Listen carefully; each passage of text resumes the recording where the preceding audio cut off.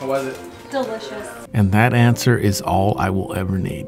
Okay, today we're gonna make carne asada at a whitetail backstraps, or venison.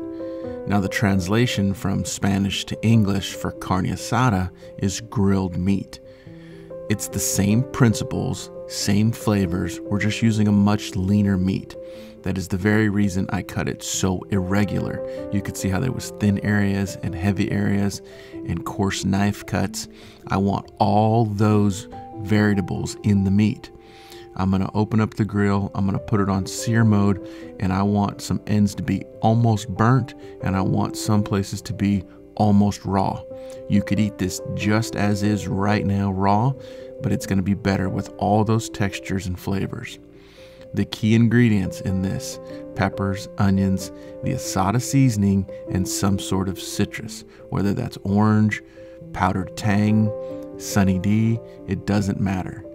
This sat for 24 hours overnight in that jug, then I strained it off and I let it dry and get a little bit tacky before I put it on the grill.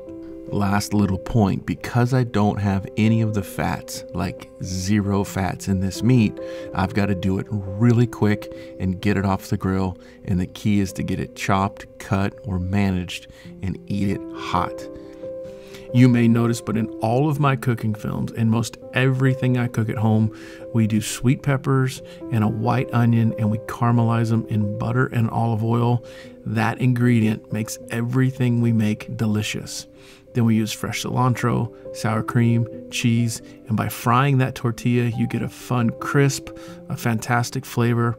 Put that all together, enjoy it with your friends, be confident about the wild game meal you just made, and thank you so much for watching.